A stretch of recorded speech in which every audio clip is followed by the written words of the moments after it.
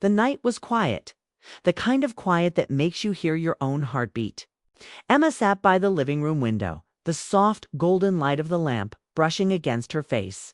Outside, the wind moved through the trees, carrying the sound of distant rain and the faint echo of passing cars. Inside, everything was still. Her husband, David, had gone to bed an hour ago. The house always seemed too large once he fell asleep, too silent, too heavy with the kind of stillness that made her think. She loved David deeply, but lately, love had started to feel like something that lived more in memory than in the present. There had been a time when their evenings were full of laughter, when they'd stay up talking about everything and nothing, when the smallest jokes would send them both into fits of laughter until their sides hurt. But somewhere between work deadlines and late-night meetings, those moments had slipped quietly away. Emma traced her finger across the rim of her teacup, her thoughts wandering. She wasn't angry. She wasn't even sure she was sad. She just felt forgotten. Not by his heart, but by his time. She stood and walked to the shelf, her eyes landing on an old photo, the two of them on their wedding day, standing beneath an oak tree, sunlight spilling through the leaves. David's smile had been bright, certain, full of promises. She remembered how he had looked at her then, as though the world had just handed him something he never wanted to lose now. He barely looked at her at all. It wasn't anyone's fault, she told herself. Life simply had a way of changing things. People got busy. Dreams shifted. Days blurred. But still, sometimes in the quiet hours of the night, Emma found herself wishing someone would just see her again. Not for what she did or how well she managed the house, but for who she was. The clock ticked on the wall, its steady rhythm filling the empty air. Midnight, she sighed softly, gathering her shawl around her shoulders, ready to head to bed when a soft knock came at the door. It startled her. The sound was faint but clear, breaking through the hush of the house. Her heart skipped. Who could be visiting at this hour? She hesitated for a moment, glancing toward the hallway that led to the bedroom. David was fast asleep. The knock came again, gentle but insistent. Emma stepped closer, peering through the small glass panel beside the door. Under the pale glow of the porch light stood Noah, David's oldest friend. He looked easy. His hands were in his jacket pockets, his shoulders tense, his face half shadowed by the night. Emma opened the door slightly. "Noah," she whispered, her voice barely above the sound of the rain. "Is everything all right?" He nodded, though his eyes told a different story. "I'm sorry to come by so late," he said quietly, "but I need to talk to you. It's important." Emma frowned in confusion. "At this hour?" "I wouldn't be here if it could wait," he said.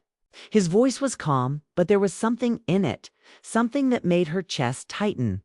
She hesitated. The air outside was cool, and the wind carried the scent of wet earth and lilacs. After a moment, she stepped back slightly. "All right," she said softly. "Come in." Noah entered, his presence bringing a strange weight to the room. Not threatening, just heavy with something unspoken. He stood by the window for a moment, glancing at the framed photos, at the dim light, at the quietness that seemed to fill every corner. Emma watched him, uncertain. "What's going on, Noah?" He turned to face her, his expression serious. "It's about David," he said. Something in his tone made her heart sink. Outside, the rain began again, slow, steady, and relentless, as if the night itself was listening. And though Emma didn't yet know what truth was about to unfold, a quiet part of her already understood that life would not be the same when morning came. To be continued. Noah settled into the armchair by the window, still dripping slightly from the night's rain. Emma poured him a cup of tea, her hands trembling just a little as she set it down on the small table between them. The soft steam curled into the air, carrying warmth into the otherwise tense room. For a long moment they sat in silence. Emma's mind wandered, thinking about how long she had known Noah. He had been in her life even before David, a constant, steady presence, like the quiet hum of the refrigerator or the gentle tap of rain on the roof. He had been there at birthdays, holidays, and late-night study sessions in college. Always reliable, always kind, never overbearing. She remembered the first time she realized she could truly talk to him about anything. They had been walking home from the park one summer evening, both carrying iced coffees that dripped onto their hands. The air had smelled of fresh grass and summer heat. Emma had been upset about a fight with David, a small one, really about nothing at all. Yet Noah had listened. He didn't interrupt, didn't offer advice. He simply listened. And by the time they reached her front door, she felt lighter. As if a weight had been lifted she hadn't even realized she was carrying. Noah broke the silence. "You know, I've watched you two grow together for years," he said quietly. "I've seen the laughs, the arguments, the quiet moments in between. You and David. You're good together. Really good. But I think sometimes the world gets in the way of that goodness." Emma stared at him, unsure of what to say. His words stirred something inside her, a mixture of relief, sadness, and longing. They reminded her of the times she had felt invisible, even in the arms of the man she loved.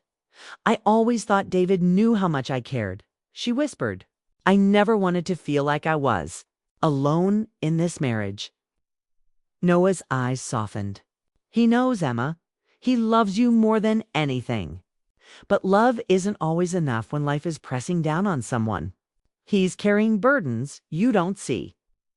Emma nodded slowly, memories flooding her mind. She remembered last winter when David had stayed late at work during a snowstorm. She had worried for him, calling again and again, but he refused to let her know he was stressed.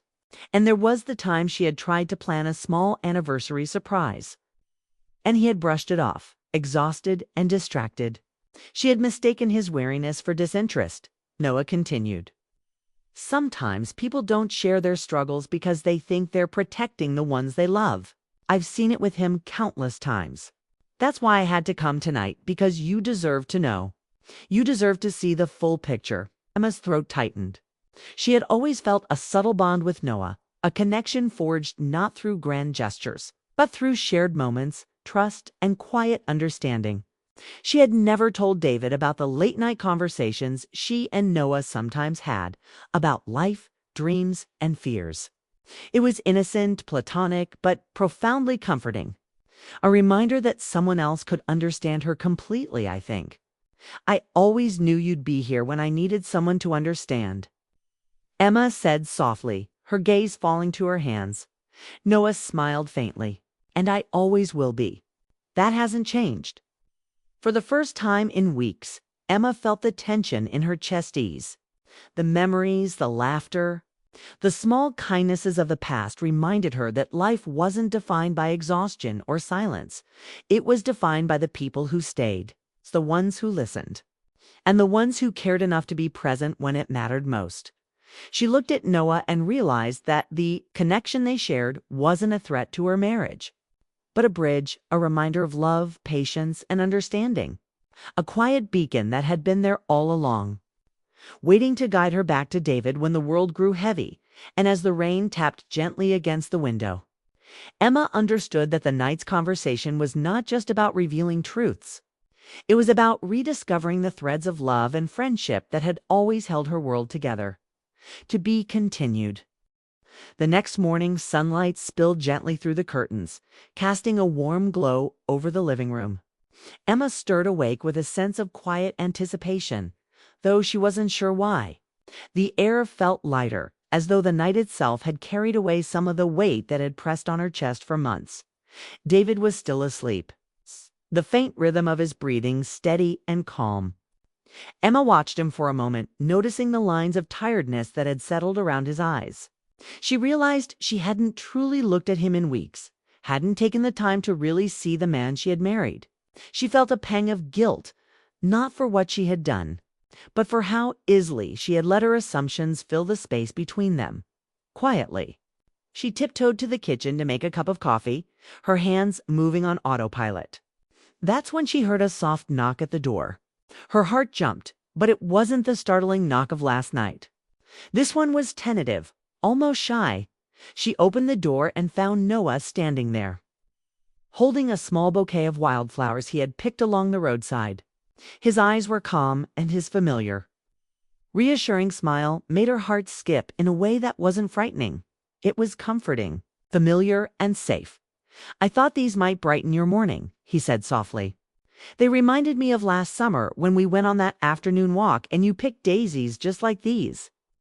Emma smiled, the memory washing over her. They had walked for hours that day, laughing about trivial things, talking about hopes and dreams. It had been simple, yet perfect, a reminder of a time when life felt lighter and love felt effortless. "Thank you, Noah," she said, her voice warm. "It's very thoughtful." They stood together for a moment, the sunlight streaming around them, and Emma felt something stir in her chest. It wasn't desire. It was the memory of care, trust, and understanding that had always existed between them. The kind of bond that reminded her of what truly mattered: kindness, presence, and attention. Noah's gaze softened. "I wanted to make sure you know you're not alone. Life can get heavy, and sometimes we forget to notice the people who are holding us up quietly." Emma nodded. "I understand. Last night helped me see that. And it made me realize something else.